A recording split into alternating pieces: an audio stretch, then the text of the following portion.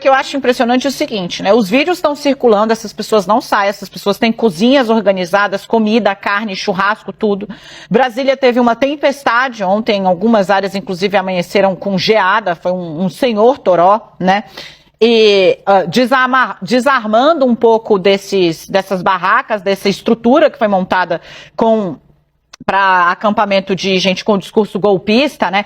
E eles gravando ali no desespero acabaram revelando o tamanho da estrutura. São panelas para comida de muita gente, para comida de batalhão mesmo, né? Mulheres, inclusive com equipadas, rendinha de cabelo, tudo e tal. Isso tem dinheiro, gente. E são pessoas que estão sendo estimuladas com os maiores absurdos. O vídeo que circula também, feito com as pessoas com cartaz atrás e tal, um homem enorme, bradando, pedindo resistência, paciência, porque algo iria acontecer, porque se deixassem o Lula, a casa de quem tivesse uma casa com mais de 60 metros quadrados seria obrigado a dividir. A gente viu o caso de um ator aí no Rio de Janeiro, Leandro, que mergulhou nesse buraco da minhoca, existe um termo aí na física quântica, né? O buraco da minhoca, que basicamente você acha que consegue fazer uma viagem ligando dois lugares ali muito distantes num só. As pessoas entram nesse buraco da minhoca da desinformação e elas acreditam piamente nisso. E aí tem dois fatores que são fundamentais para isso. O primeiro é isolar essa pessoa de qualquer outro tipo de fonte de informação.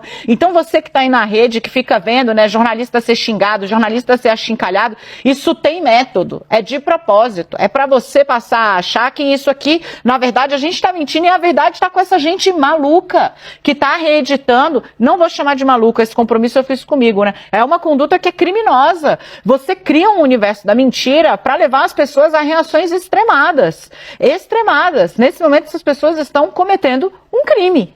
Vamos recordar a história, bem rapidamente.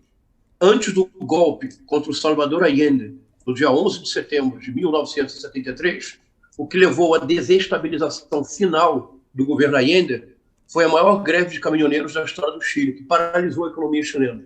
Posteriormente, 50 anos depois, algumas décadas depois, os documentos secretos do governo americano foram liberados. Vocês sabem quem pagou a greve dos caminhoneiros? A CIA. Os caminhoneiros no Chile, para ficarem parados, já era o dobro do que ganhariam trabalhando. Uma pergunta importante para os jornalistas como Leonardo e Marilis: esses caminhões terão carga? Estarão vazios? Quem paga esses supostos caminhoneiros que estão parados e querem ficar parados 72 horas? Então, em 2018, dos 57 milhões de votos do Bolsonaro, que bolsonaristas, como núcleo duro, não passariam de 15%, talvez 20%. Isso quer dizer que, provavelmente, 80% em 2018 dos eleitores de Bolsonaro não eram bolsonaristas na nossa acepção. Extrema-direita, radicalização, golpe, apoio à tortura, etc. Isso parecia se confirmar no momento em que aquelas pesquisas indicavam uma queda substancial de apoio de Bolsonaro. Mas havia sempre um núcleo duro de 20%, você recorda? Havia sempre um núcleo duro de 20% que mantinha um apoio em qualquer circunstância. Essa é a minha expectativa, Marilis, que isso não passa de 20%. E isso ata com a pergunta do Leonardo, que é igualmente bem importante, Leonardo. O objetivo da extrema-direita no mundo inteiro é tornar onda artificial realidade política. Toda vez que isso ocorre, a extrema-direita vence. Então, por exemplo, faltando 10 dias para o segundo turno, começou uma onda que eu até previ numa conversa com o pessoal do My News. Eu disse: olha, os bolsonaristas vão começar agora uma estratégia que vai se intensificar na segunda-feira, que era o último dia da semana, o primeiro dia da última semana. Eles dirão que há uma virada, que a virada está acontecendo, que a virada ocorreu, que virou. Isso aconteceu no Brexit, aconteceu no Trump.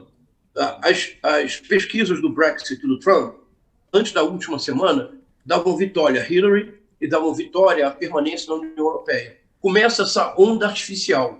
O segredo da extrema-direita é que a extrema-direita despolitiza polis, trazendo para a política o engajamento das redes sociais. Do que se trata é de produzir contágio. Esse contágio, ele sempre transmite a impressão de que o movimento é muito maior do que de fato ele é. Esse movimento, ele é um movimento radicalizado de pessoas que estão sendo financiadas. Não é um movimento espontâneo. Me expresso mal. O núcleo do movimento, a parte diretora do movimento é, obviamente, de pessoas que estão sendo financiadas. Há caminhões que eu aposto com vocês que há caminhões vazios, que estão sendo usados apenas para obstruir as rodovias. Aparece aqui e ali um apoio orgânico, mas ele é insignificante diante do que de fato importa. O que de fato importa? O Arthur Lira, aliado do presidente, reconheceu a vitória. Atrás dele, o Ricardo Barros, o adesivo do Bolsonaro, mas apoiando o reconhecimento.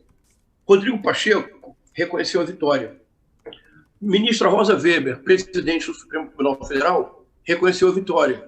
Ministro Alexandre de Moraes, que tem se revelado um gigante nessas circunstâncias, reconheceu a vitória. Tarcísio de Freitas, governador de São Paulo, reconheceu a vitória do presidente Lula. As condições objetivas para golpe não estão dadas. Do que se trata? É uma estratégia, curiosamente, de guerrilha, de manter um assédio permanente, porque o que faz a extrema-direita no mundo inteiro, e no Brasil, então, chega a ser espantoso, é manter o nosso cotidiano sob assédio permanente. Veja, a Frente Ampla venceu. Nós deveríamos estar aqui sorrindo, celebrando a possibilidade de reconstruir o país. Não podemos. Por quê? Porque o bolsonarismo mantém o nosso cotidiano sob assédio. E o bolsonarismo e a extrema-direita mantém as instituições democráticas o tempo todo sob um assédio impossível.